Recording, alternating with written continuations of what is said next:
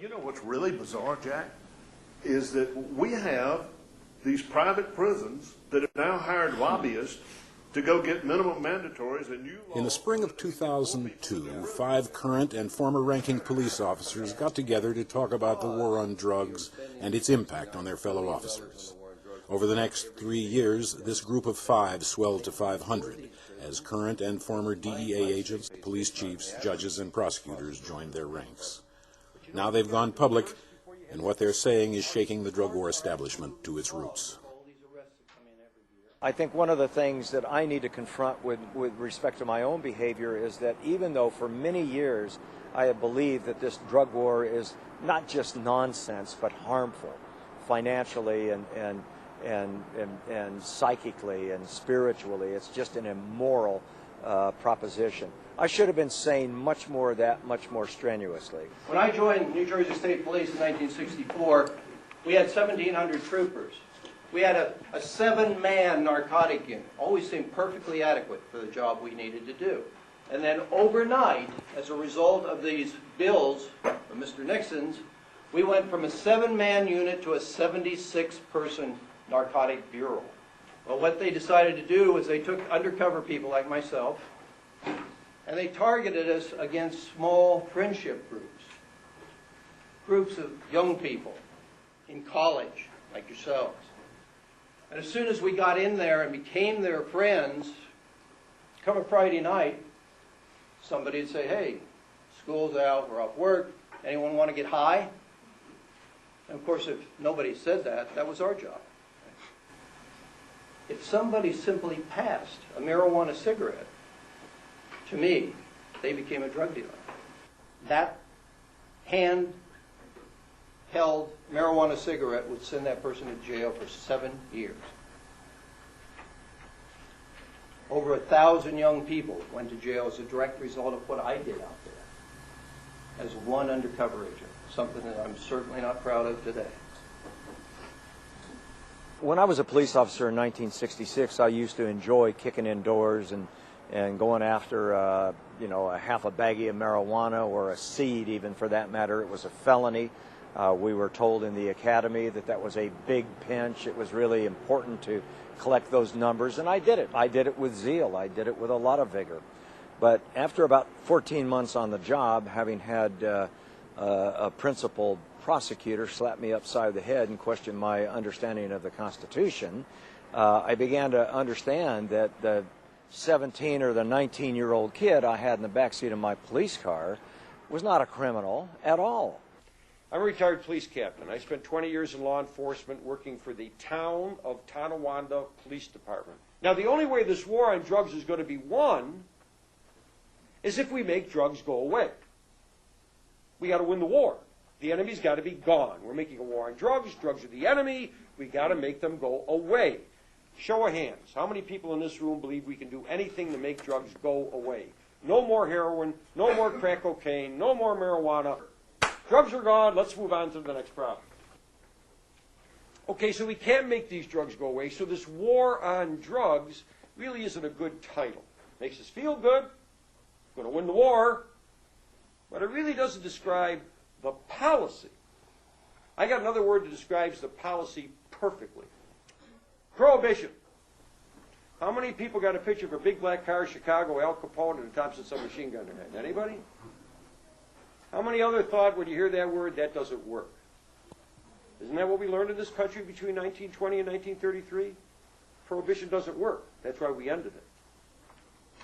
Well, that is a description of the policy that we live under today in America when it comes to drugs. Under Prohibition, we have given the right to the criminal of who's going to supply the drugs to the United States, what kind of drugs are going to be supplied, how much those drugs are going to cost, how they're going to be produced, how potent they're going to be, what age levels they're going to sell to, and where they're going to sell.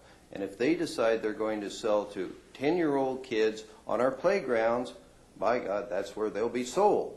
The thing that gets me is we don't learn a thing from history. We want our institutions to be pure and not corrupt, but yet we do the things that we know is going to corrupt them. And the way I like to tell the story is now you came into this thing a bright-eyed shiny young recruit, you're a police officer 4 or 5 years, you've seen the wasted energy that you spent on this drug war, and now you're standing in a motel room where the drug arrest had just been made, laying on the bed is $100 and some thousand, hasn't been counted yet in cash. In your back pocket is a $3,800 bill from the plumber that you didn't know how you were going to pay, and it doesn't make any difference anyways. And you take your first taste, and then you're gone.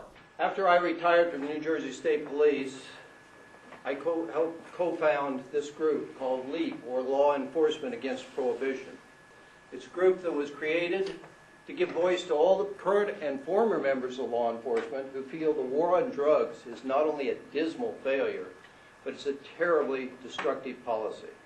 I remember just going in, taking a small area of my community and for all practical purposes, cordoning it off, completely cleaning it up, using some pretty sophisticated techniques, trampling all over the edges of the Constitution to do so.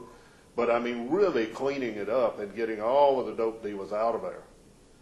And to my dismay, 90 days later, I had a Haitian group to move in from downstate. I had the Miami boys to move in from Jacksonville, and they were shooting machine guns and beating people mercilessly, and I wanted my old dope dealers back. We didn't have an illegal drug in this country until 1914, when we passed the Harrison Anti-Drug Act. Just before 1914, the government said, we have 1.3% of the people in this country addicted to drugs. God, we can't have that, right? So they passed this law. Now you fast forward 56 years to 1970, the beginning of the war on drugs. In 1970, the government said 1.3% of the population is addicted to drugs. Can't have it. Got to start a war on drugs. 36 years later, and $1 trillion and all these lives lost, 1.3% of the population is addicted to drugs. Have you ever woke up in the morning, turn on your TV set, and you see this wonderful picture on your TV? There'll be a big, long table. On one end of the table, there'll be a big pile of money. On the other end of the table, a big pile of guns and drugs. And out in front of the table, there will be a district attorney. And he'll relate to you about the 2-year investigation that culminated last night when we went out with 68 warrants. Have you seen that story? More than once? Yeah, a whole bunch of times, huh? And you're going to keep seeing it too, over and over again. Let me give you an example. These 3 people here are my gang. I'm the drug kingpin. Okay? These 3 are running my street crew for me. They're taking care of business out there. I'm collecting the bucks. Things are fine. I'm the one with all the bling bling. They're basically paying rent with the money they make, but hey, life's like that. All of a sudden I get slammed with that 25 year to life. I'm out of the picture. Now how do these 3 wonderful people figure out who takes it over? Well, you get your attorneys, you get your attorneys, you get your attorneys, you get the contracts together, right? You look them over and you see, right? Isn't that how it works? No. You get your people, you get your people, you get your people, and you fight it out on the streets. And here's the kicker. When the violence stops, when the shootings stop, you know what we know then? One of these people is in charge now. And you know what we start doing? The 2-year investigation. So in 2 years we can have that wonderful television program with the big pile of guns, the big pile of drugs, the big pile of money. We can do it all over again. But you know what never changes? The availability of the drugs on the street. My name is Minch Lewis. I was city auditor in the city of Syracuse, New York. And at the end of my term, one of the last things that we did was a review of the cost of police services in the city.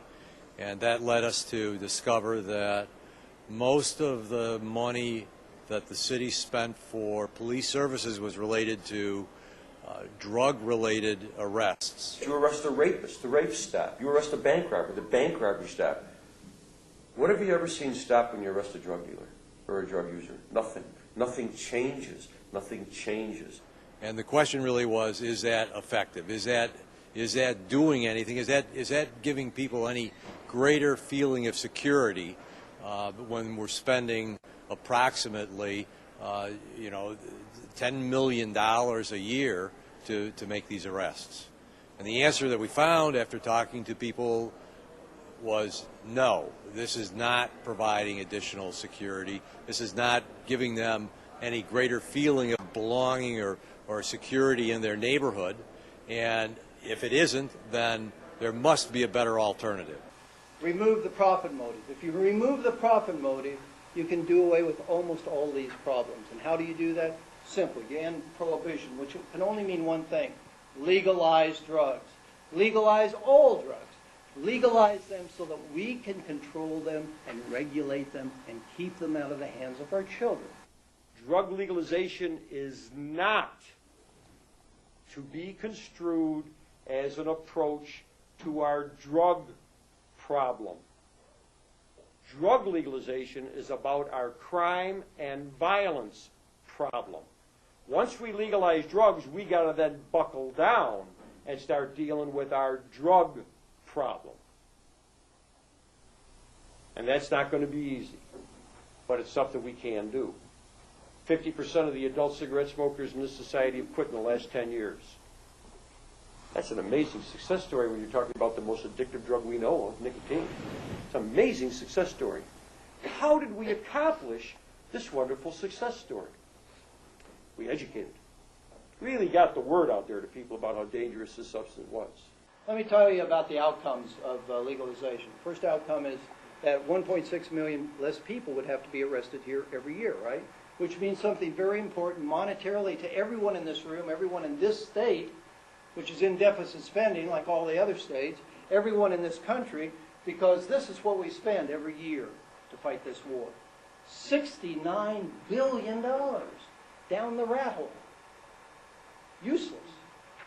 If we really want to improve our urban neighborhoods, the most important thing that we could do, the single most important thing that we could do, is end the war on drugs. South Africa in 1993, under apartheid, they incarcerated 851 black males per 100,000. In the United States in 2004, under Prohibition, we incarcerate at the rate of 4,919 black males per 100,000. Now, how anybody could look at this and not see institutionalized racism, I don't know. I think the drug war has been arguably the single most devastating, dysfunctional, harmful social policy since slavery. I think it has devastated our communities.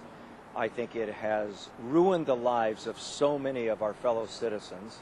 I believe that it has cost the national, the state, and the local treasury obscene amounts of money, and for what?